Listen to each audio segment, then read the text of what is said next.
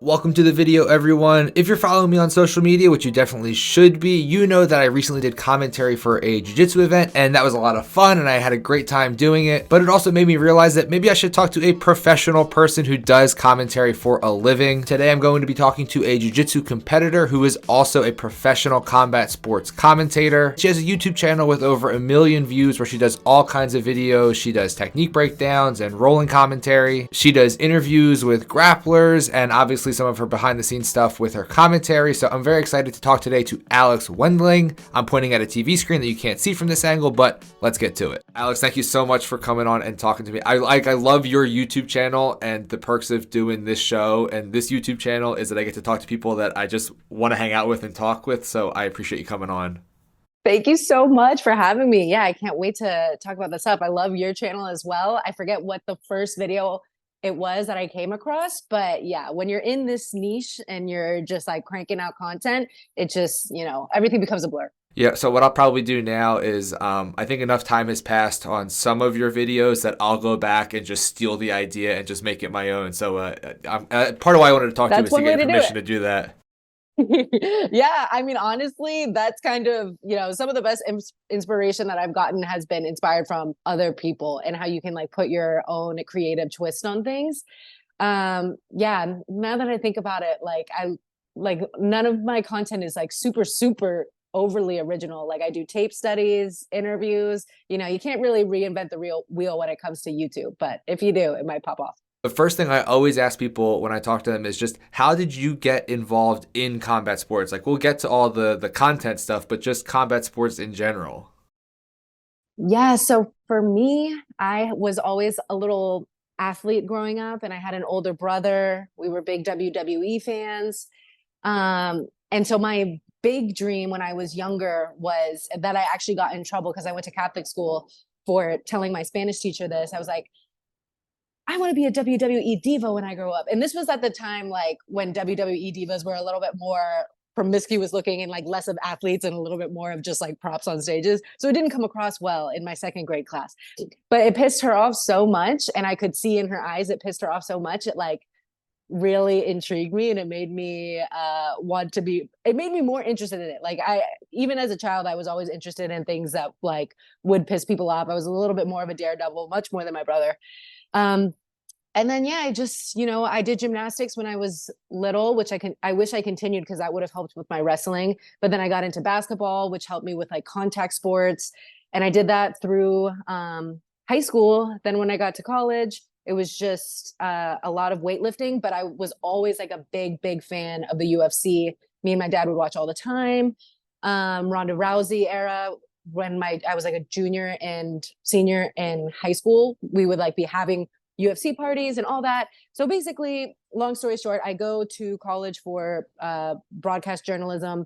I'm covering regular sports, and all that gets canceled. So instead of waiting around to get my job back at Florida State doing sideline reporting and production and all that, I'm like, I have no idea when all this Rona stuff is going to end. I may as well just book it, which is the opposite of what everyone did. Everyone went from California to Florida. I went from Florida to California, and I just started interviewing people in the jujitsu space specifically for some reason. I don't know why I was like attracted to. I read the Gracie Jiu-Jitsu diet book, which is like the funniest, most ridiculous diet book you could have if you actually follow that diet. And then I just, started posting stuff that you can still find on my channel that are super cringe. Like there was one video where I literally was like, Tony Ferguson's signature move, the Darcy choke. Like I was, I was just so brand new to everything. But like I was, I knew what I wanted to do. I knew that then I wanted to like work for the UFC. So I was like, I'm just gonna do all this content. So yeah, that's kind of how it kind of snowball affected into what it is today. And how did you go from like the content in those early videos, which by the way, my biggest nightmare ever is that someone finds the very first video I ever posted on Instagram or YouTube or something and shows it to me. That would be like a different level of hell. But how did you go from that to doing the commentary that you do now? So I feel like it was all just word of mouth and networking. I think one of the big things that I learned from FSU was going out to get the opportunity. And some opportunities do just fall in your lap sometimes because divine timing is definitely a real thing, but it is because of your preparation before that moment. Um, So I think I would just, so my very first time to Las Vegas, I had just turned 20, no, I had just turned 20. I was turning 22 and I was going to cover submission, grappling, submission series. They changed the name recently. Um, so that was the first jujitsu. I'd made a reel from that stuff. Like I literally drove to Vegas by myself. The guy, the hotel concierge, happened to be making conversation with me. And then I told him that I was going to be covering an event. He's like, I'm a videographer. I can help you. So he comes with me to the event, helps me shoot. I'm like overdressed in this broadcast reporter, like trying to be freaking Megan O'Leary out here. And I am just, shooting stuff. So that was my first like piece of live jujitsu content that I had. Then I've always been proactive in terms of, building my resumes, going on LinkedIn, connecting with people that, and making like organic, genuine connections with people, like not like, oh, you're the producer of this company or you're this and that, like stuff like the connections that I made with the people at High Rollers Jiu-Jitsu. It's like this cannabis infused jiu-jitsu competition.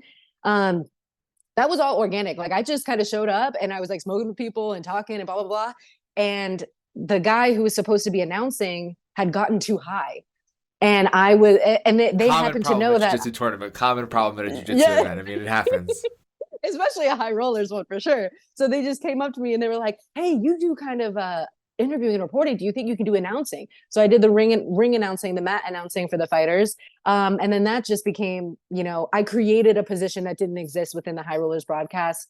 So yeah, everything kind of just happened very organically. And a lot of it didn't happen organically. Like some of the situations that I would have to put myself in were like uncomfortable. Like I felt like I was being like I was like encroaching on people's space. Like sometimes when you have to like go into a gym, like I don't know if you're familiar with Jason Perillo's old Ruka gym. It's like a private gym in Costa Mesa. It closed down recently, but it's like a private gym. So, reaching out to fighters, because this isn't like the NBA where you reach out to the SID or the agent and then they connect you. It's like you reach out really to the fighters for the most part, unless, they're really big and they have managers and you kind of book interviews through Instagram or whatever. And so there were a lot of times where I felt like out of place because like my YouTube channel didn't barely had like 1,000 subscribers. And it's like, oh, well, what are you making this video for? So there was definitely a lot of moments that didn't feel super natural that I had to like get over and like when the camera came on, do a good interview and make the most of it. But yeah, it definitely built a lot of character putting yourself out there. Now, I mean, I think you're pretty good at it. Do you feel like, is that something you had to work on, like your interview skills and your commentary skills? Is that something you made like a conscious effort to improve, or do you think just with time it kind of naturally got better? I think I had to make conscious efforts constantly, and I still have to become the best that I want to be on camera. People will tell me now, they're like, oh my gosh, you're so natural on camera and blah, blah, blah. When I was in college, there's like a stand-up that I had, like my first ever stand-up. And it did not come naturally to me, being able to look into the camera lens, deliver a hit. And so that took a lot of practice. That's what I went to college for. And then when it comes to figuring out how to handle interviews with different personalities, that took a lot. And then also like the moments leading up to the interview, what am I doing to help calm down my interview subject? What am I doing to, match their energy if they just got done with a fight? All these little things that they don't really teach you in college. Like they teach you how to write, VO. They teach you how to, match up the B-roll. But sometimes they don't teach you the little things that make you a trusted interviewee subject, or even someone that someone wants to talk to after their fight. Like if you have bad energy and someone just won their fight and they don't and they don't want to talk to you, it's going to be a horrible interview. So yeah, and there's also just like different people that you have to balance too, because sometimes you could get like a really religious person that you're interviewing and they're like actually not even allowed to like look at women or talk to women. So like even being set up on that interview is like, what am I supposed to do with this interview? Because there's not much that can be done. So it's just a balancing act, try to make the most of it and have fun. How long have you been doing jiu-jitsu? Because I know on your page you do like rolling commentary, and I like watching those videos, but how long have you been training jiu-jitsu? So I graduated college in 2020, and then I moved to California I think I did one self-defense class in college, and then jujitsu really started like the summer of 2020. I went to a Muay Thai gym and there was a jujitsu thing in it, and I didn't really enjoy the jujitsu so much there.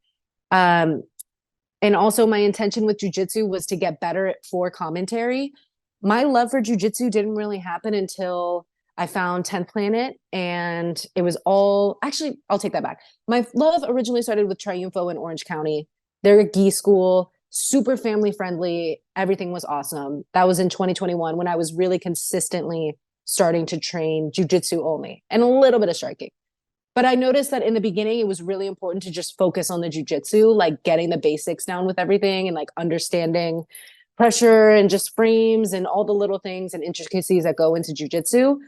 And so I guess now 2021 to 2024 is that how long I've done it?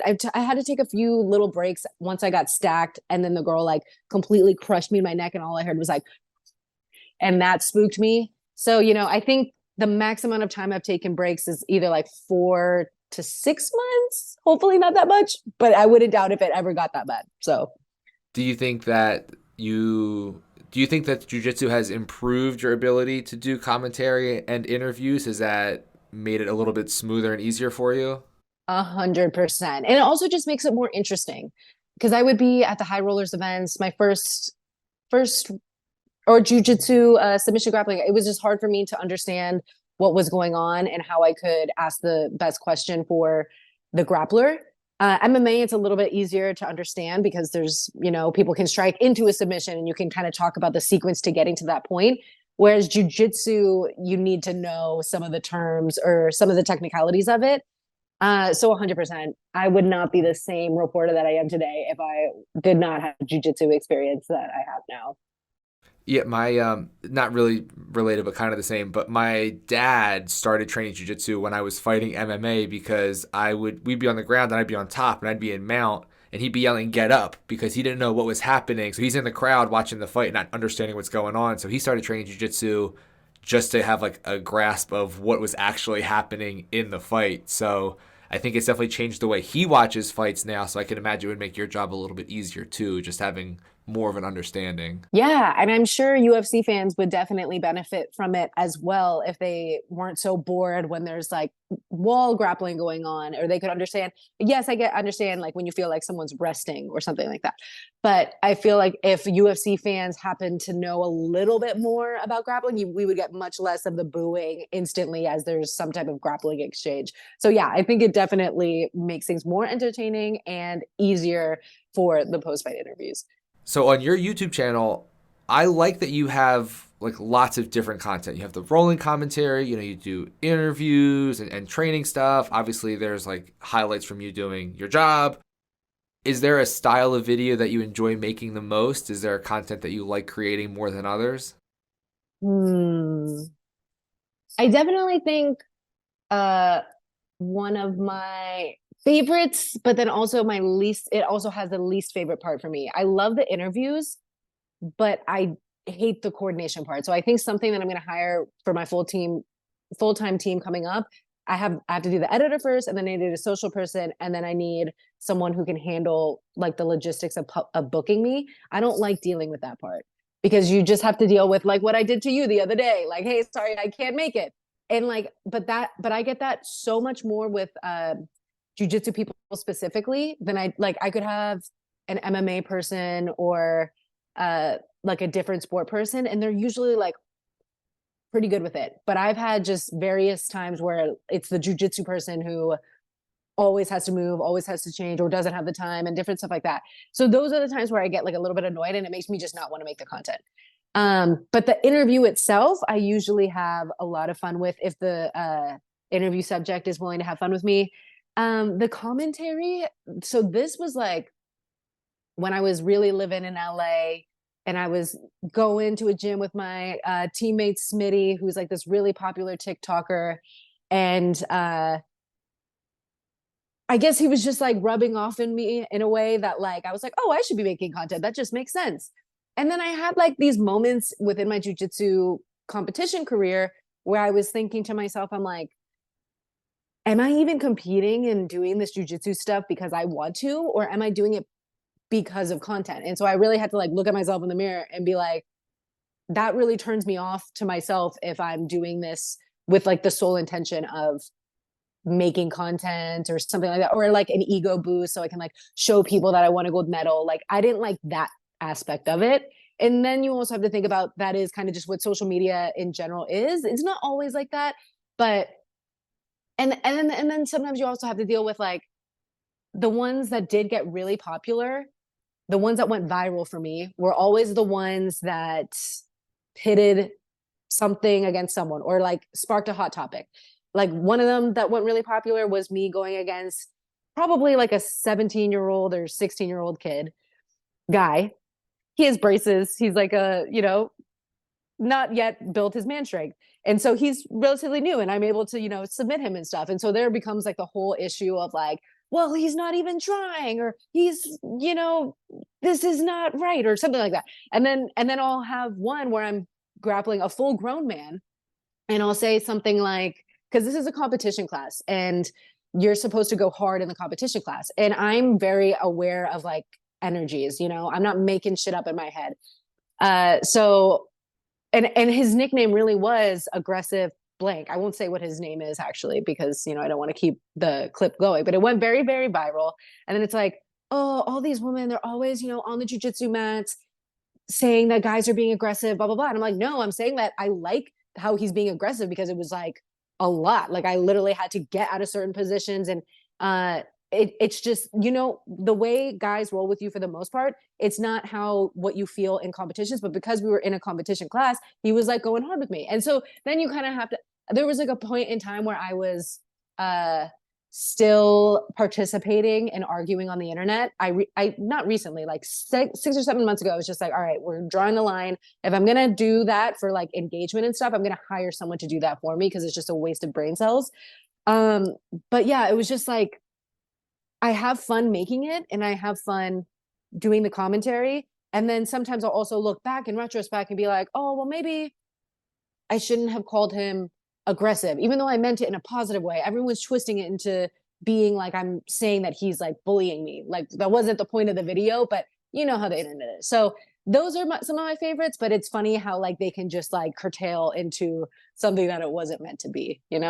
Yeah, yeah. And it's tough too with like, especially with jujitsu and like combat sports when it's like a direct one-on-one competition comparison, whatever, where like I post like training clips and rolling clips and whatever, but then you don't want to like stray into the, oh, you're just beating up on a blue belt, oh, you're just doing that, like, Yeah. you know what I mean? So I definitely know what you mean when you start thinking about like the content versus the training and what am I doing versus what I'm trying to create and post. And like it got to the point where now, like I would say months ago, I realized that I was doing stuff in a roll because I wanted it to look a certain way on the camera that was recording at the side of the mat. So we started kind of just recording stuff we wanted to record after the class so that I'm Mm, not training and thinking like, oh, I need, XYZ clips.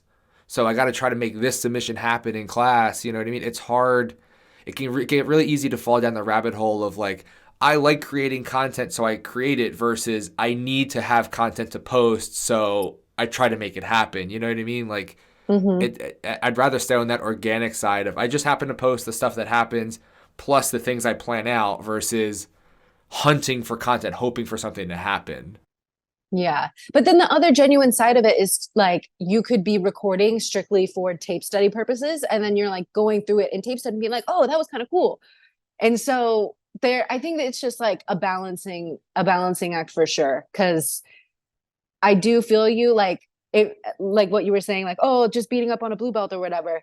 Um, like there will always be comments like that. And then I love how my friend from 10th Planet, Smitty, he just literally lets those comment and it doesn't bother him at all. Like I am a little bit more of like, I want to not, I don't want to be perceived as like someone who is recording and like trying to make someone look bad or something like this and that. And so that's what I think that's why that volume for me, it's gone a little bit down.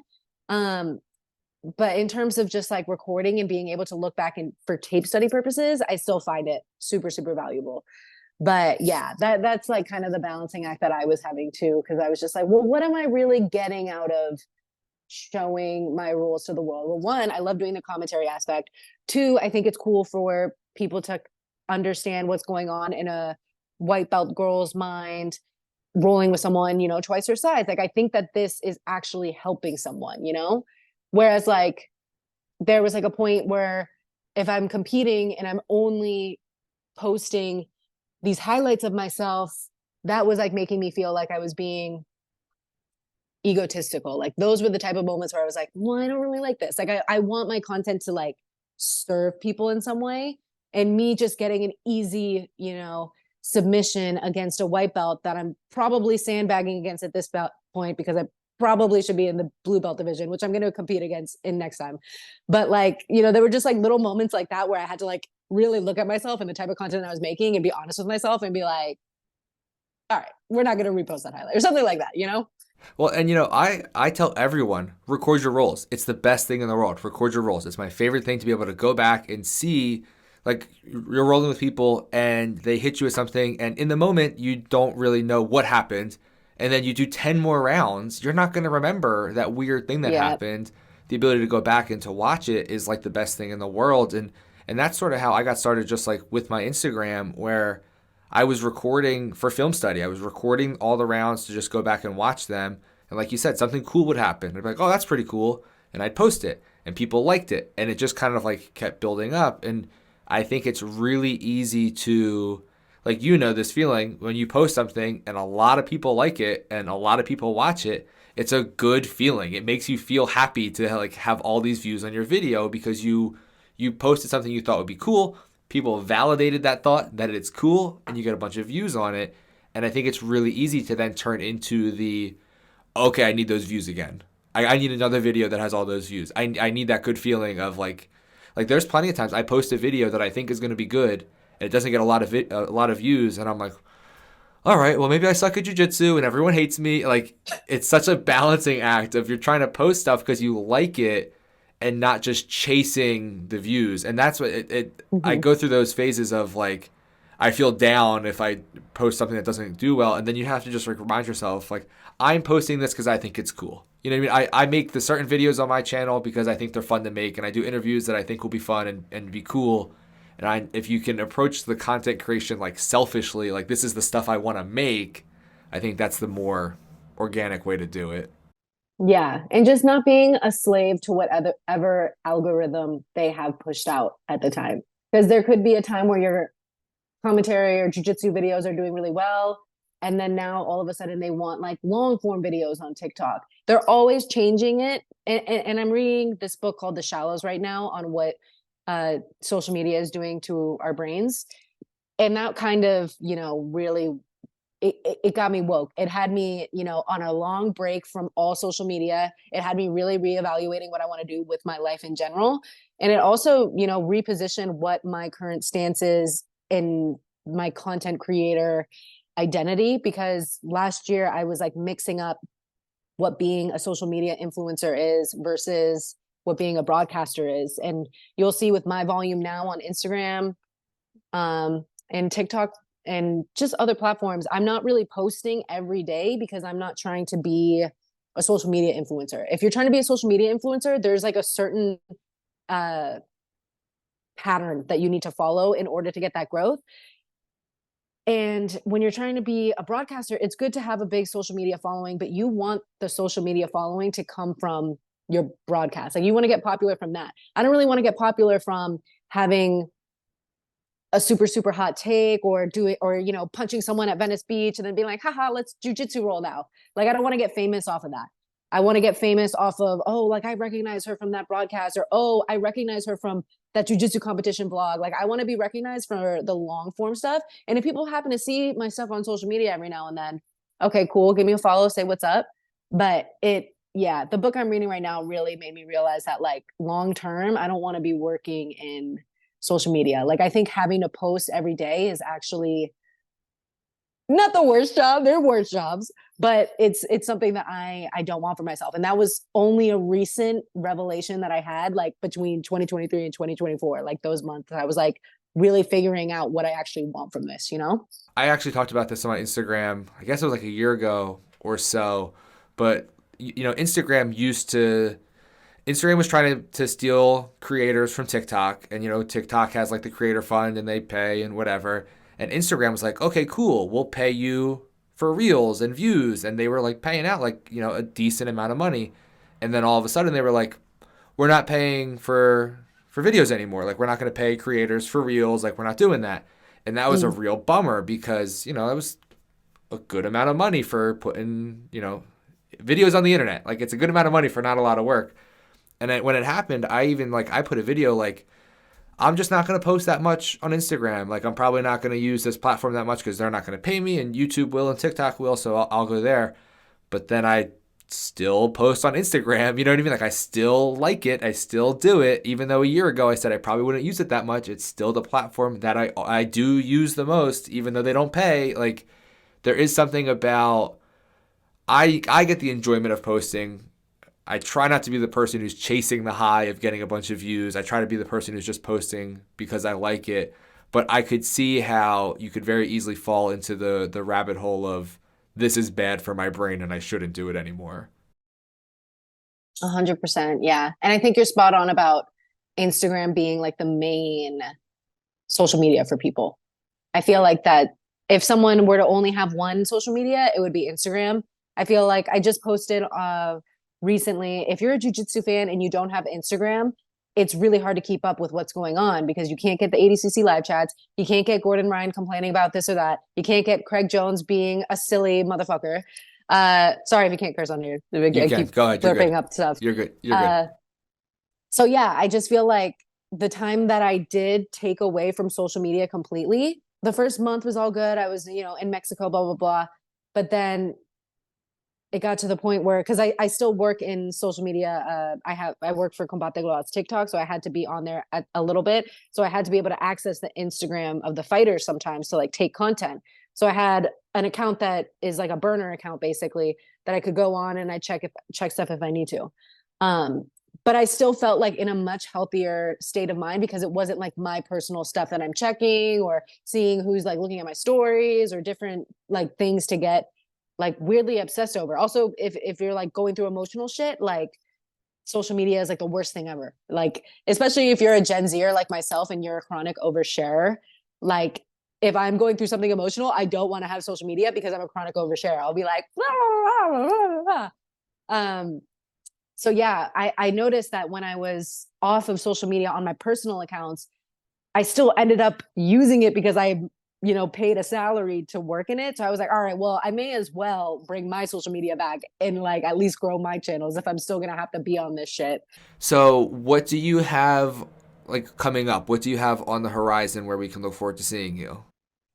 So coming up, I feel super, super blessed that President Campbell of Combate Global has so much faith in me. He moved me into the commentator position at the end of last year after I did a year of TikTok social media work. And now we have a TV show coming up that I'll be flying out for, I think, in April. I don't know when it'll actually premiere, but the season for Combate Global starts May 11th, and that will be on Fuse TV.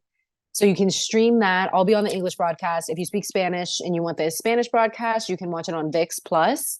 Um, and then we have PGF. I don't know if you've been I'm keeping so up with pumped all about the of PGF. that. I Yeah. talked to Brandon McCatherine like in the summertime. We talked like right as that was like the work was starting on that. So I'm gonna try to use my connection now to you Yes. and to him to somehow get like the inside track. But yeah, go ahead. Yes. So PGF, the Professional Grappling Federation, is everything you love about sports plus jujitsu. And they're really trying to elevate the sport of jujitsu into its own official league with like set standards, set rules, uh, and basically legitimizing the sport and doing it with a grand prize of not only the 100K, but also the opportunity to potentially win 20K if you make it into the playoffs. So there's just so much strategy that goes into this event because one, it's going to start with the coaches. We have four legendary coaches: Eddie Bravo, Higan Machado, Roger Gracie, and Andre Galvao. So we have four awesome coaches that are going to get a certain amount of money to spend on bidding for fighters at the draft. So again, everything you love about sports plus jujitsu. Like these are going to be the teams made. There's 20 athletes and separated into four teams. So five for each team. And they're going to all be in Airbnbs together. They're going to have like their little, like the ultimate fighter moments, almost like trying to, strategize together, maybe get on each other's nerves. Who knows who's going to be living together? I think that will be very entertaining. We have a few heels in this season of PGF too. The qualifier was so insane. And so that's going to be April, coming up in April 16th to 20th. And then the whole fight week is going to be on YouTube for free, but then the playoffs is going to be for pay-per-view. So basically go to BMAX YouTube channel, BMAX Instagram, PGF as well, subscribe there, and you're going to see all of the drama that unfolds in the week. I'll be the sideline reporter. I'll be getting all the little drama, the tidbits. There's a lot that could happen they're going to have 3 matches a night, every athlete. So they're going to compete at least 12 times throughout the week. And there could be a bunch of different things that happen. Like chokes are 6 points. Leg locks, joint locks are 3 points. So if, there's a really close scoring card going on with the teams, like someone might let their stuff pop and then not be able to compete the next day. So there's like so many different things that can happen that I don't think people realize. Like it's not just a tournament where like, oh, this is all happening in one night. Like this is like a week thing, like a season-long jujitsu sports league. There's going to be a fantasy league that people can participate in. This is like everything that people love about regular sports in jujitsu, and it's really just like setting the foundation of it. Everyone on the team is so freaking helpful with everything. Keelan is like a production genius. Plaster was there at the qualifier. Obviously you have a lot of support from the 10th Planet Network in general, with Eddie Bravo being one of the coaches. So it is to the moon with PGF. I can't speak highly enough of them. And I'm just so honored that they're having me be a part of it as well. So that's coming up in April. Awesome. I am looking forward to it. Like I said, I talked to BMAC over the summer, previous guest on the program. Make sure you check that one out. And he was like kind of teasing it a little bit. We were talking about, I think they were leading into the qualifiers. So like I said, I'm going to use you two as my connection, and then maybe snag a few interviews from some of the competitors afterwards. So make sure you put a good word in when you're out there talking to them for me. Yeah, no, we definitely want as much media coverage as we can get. And I know that they've solidified some of the roster. So we definitely need to get people on your channel talking about, their chances of winning 100K plus 20. So it's going to be a good one. And then also, of course, a shout out to Zoltan, who's the one who invested the 100K grand prize, and Heather Gracie, who is such a fundamental part of getting everything set up. She has Hoist Gracie as one of the ambassadors or advisors for the PGF now. So it just becomes more and more official, the people that are getting involved with it.